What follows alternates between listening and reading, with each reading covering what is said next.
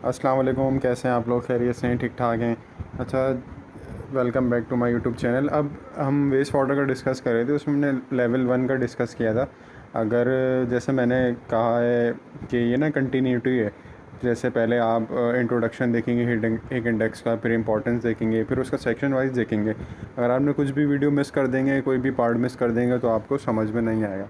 जैसे हमने last time छोड़ा था लेवल 1 पे, तो अब हम इसका लेवल 2 डिस्कस करेंगे। देखिए, वेस्ट वाटर में टेस्टिंग होती है ZDSC की। ZDSC क्या है? Zero discharge हैज़र्डस chemical. उसमें जो पैरामीटर आया है वो है वर्जन 2.1, और उसमें 6 मंथ पे टेस्टिंग हो रही होती है। किसकी टेस्टिंग होती है? एक आपके मेटल्स की टेस्टिंग होगी और MRSL की होगी। MRSL और RSL में थोड़ा सा फ़र्क है। MRSL यानी मैन्युफैक्चरिंग रिस्ट्रिक्टेड सब्सटेंस लिस्ट, यानी वो केमिकल जो आपके प्रोडक्शन में इस्तेमाल हो रहे हैं, इनलेट पे आपके आएंगे, उनकी टेस्ट। उसके अलावा जो उस पर टेस्टिंग हो रही होती है वो होती है स्लज की। अब ZDSC के ना 3 लेवल हैं, जैसे आपको पता है, फाउंडेशनल, प्रोग्रेसिव और एस्पायरेशनल। तो अब जो आपके इसमें डिटेल रिपोर्ट होती है, और जो अप्रूव बॉडी है वो हर कोई नहीं कर सकता ये, क्योंकि इनका जो आप टेस्टिंग कराते हैं वो ZDSC के पोर्टल पर अपलोड होती है। तो अब आप पे डिपेंड करेगा कि जो आप टेस्टिंग करा रहे हैं उसमें आप किस में फॉल करते हैं। आप फाउंडेशनल पे करेंगे, प्रोग्रेसिव पे करेंगे, एस्पायरेशनल पे करेंगे, ठीक है। तो इसके अलावा जो टेस्टिंग होती है आपकी वेस्ट वाटर की, SEQS में लिखा हुआ है, सिन एनवायरमेंटल क्वालिटी स्टैंडर्ड में आपकी 9 पैरामीटर की टेस्टिंग होती है। वो मंथली बेसिस पे होती है आपकी। अगर आपका प्लांट ऑपरेशनल है तो मंथली बेसिस पे आप कराएंगे। तो अगर आपने वो कराई हुई है, आपके पास रिपोर्ट्स मौजूद हैं, तो आप लेवल 2 इजीली अचीव कर लेंगे। उसमें कौन कौन से पैरामीटर होते हैं? pH है, COD, BOD, एफ्लुएंट फ्लो है, और टेम्परेचर है, और ये सारे पैरामीटर उसमें ऐड हो रहे होते हैं। तीसरा जो है वो, अगर आपके पास वेस्ट वाटर रीयूज़ कर रहे हैं या फिर रिसाइकिल करें, मिसाल के तौर पे जब हम क्या कर रहे होते हैं, हम जो है वो वेस्ट वाटर को इस्तेमाल करके, उसको वेस्ट को इस्तेमाल करके, पानी को क्लीन करके हम जो है अपनी ड्रेन आउट कर रहे होते हैं। तो उसका जो आप ड्रेन आउट कर रहे हैं उसका भी एक परमिट होता है, जो कि लोकल बॉडी से हमें लेना पड़ता है। तो अगर आप उसको रिसाइकिल कर रहे हैं, अपने सिस्टम में लेके आ रहे हैं थ्रू RO, तो अगर आप ऐसा कर रहे हैं तो आप लेवल 3 अचीव कर लेंगे। तो आपको डेफिनेटली वहाँ पे इनपुट करना होता है, उसके डेटा रिकॉर्ड शेयर करने होते हैं। इसके बाद जो सेक्शन है वो एयर इमिशन के सेक्शन है। एयर इमिशन के सेक्शन में देखें, इमिशन जो है ना वो 3 टाइप की होती हैं: स्कोप 1, स्कोप 2 और स्कोप 3। स्कोप 1 इमिशन वो होती हैं जो मशीन्स जो आप खुद उसके मालिक होते हैं, यानी जो आपकी फैसिलिटी में मौजूद होती है, यानी आपकी मशीन्स, आपके जनरेटर, आप फायर एक्सटिंग्विशर इस्तेमाल करते हैं, वो आपके डीजल फायर पंप, ये सारे आपके स्कोप 1 में आते हैं। उसके अलावा जो आपकी रेफ्रिजरेंट है, यानी जो आपके AC कंडीशनर हैं, वो भी आपके स्कोप 1 में आते हैं। स्कोप 2 में आपके वो आते हैं जो कि आप परचेज़ कर रहे होते हैं, यानी आपने स्टीम परचेज़ की, आपने इलेक्ट्रिसिटी परचेज़ की, आपने गैस परचेज़ की, तो वो आपका स्कोप 2 आता है, यानी कि इलेक्ट्रिक आपकी स्कोप 2 हो जाएगी। और अगर आप अपनी सेल्फ जनरेशन कर रहे हैं तो आप इसको 1 में फॉल करेंगे, ठीक है।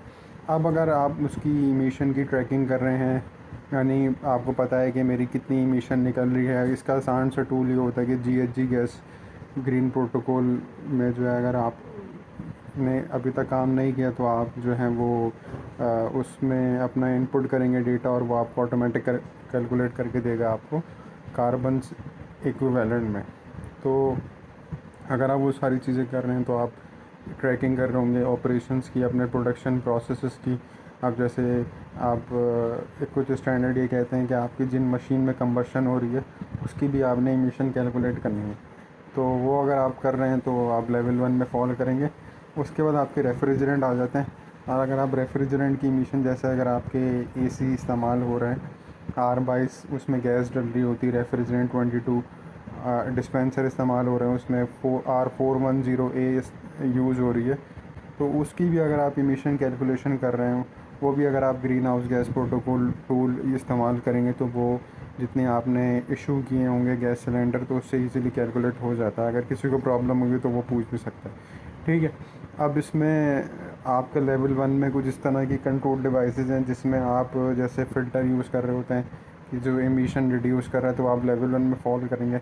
लेवल 2 जो कहता है कि आपने अपने जो है वो कुछ इस तरह की टेक्नोलॉजी इस्तेमाल की है जिसमें आपकी एयर एमिशन जिसमें आप एयर एमिशन, जैसे मिसाल के तौर पे अगर कोई कहता है कि आपकी नॉक्स 5 होनी चाहिए, तो आप बियॉन्ड द लिमिट जाके अगर आप 2 अपने रख रहे हैं, अपनी 1 रखी है, क्योंकि सॉक्स आपका कुछ वो लिमिट कहता है और आप बहुत अच्छे परफॉर्म कर रहे हैं उसमें, तो आप इजीली लेवल 2 कर सकते हैं। और फिर लेवल 3 में मॉडर्नाइजिंग इक्विपमेंट है। और ये एयर एमिशन में लोग अक्सर कम स्कोर कर रहे होते हैं। कोशिश करें कि अब इसमें इन्वेस्टमेंट है, कंपनीज़ किस तरह इन्वेस्ट कर रही हैं, क्योंकि एयर एमिशन का जहाँ तक ताल्लुक है वो डायरेक्ट क्लाइमेट चेंज पे होता है। क्लाइमेट चेंज को अगर आप प्रोटेक्ट करेंगे तो एक ग्लोबल इशू है, और जीएचजी एमिशन अगर आप रिड्यूस करेंगे तो एक ग्लोबल वार्मिंग पोटेंशियल जो है वो भी कम होता है और क्लाइमेट में बड़ा फ़र्क पड़ता है। तो इसके लिए जिस तरह से नेट ज़ीरो टारगेट 2030 है कि भाई कोई भी इस तरह की चीज़ हम इस्तेमाल नहीं करेंगे जिसमें एमिशन कम होगी या फिर कंट्रोल द लिमिट होगी, लिमिट्स के अंदर होगी, या फिर उसमें क्या हो रहा होगा कि कोई एमिशन नहीं होगी। ठीक है, जैसे रिन्यूएबल पे लोग जाने की बातें करें, तो एयर एमिशन जो सेक्शन है वो बड़ा इंपॉर्टेंट है। अच्छा, हम आज की वीडियो को यहीं तक ही रखते हैं। और जैसे हमने डिस्कस किया, क्या डिस्कस किया, एक्वियस वाटर का लेवल 2 और 3 डिस्कस किया, और जो एयर एमिशन का जो टॉपिक है हमने वो लेवल 1, 2 और 3 जो है ना डिस्कस किया है। इंशाल्लाह ताला नेक्स्ट वीडियो में हम वेस्ट और केमिकल मैनेजमेंट को डिस्कस करेंगे, और किसी को अगर प्रॉब्लम हो तो वो पूछ सकता है। थैंक यू, बहुत शुक्रिया। वीडियो को लाइक करें, सब्सक्राइब करें, शेयर करें और सबकी हेल्प करें। थैंक यू, अल्लाह हाफ़िज़।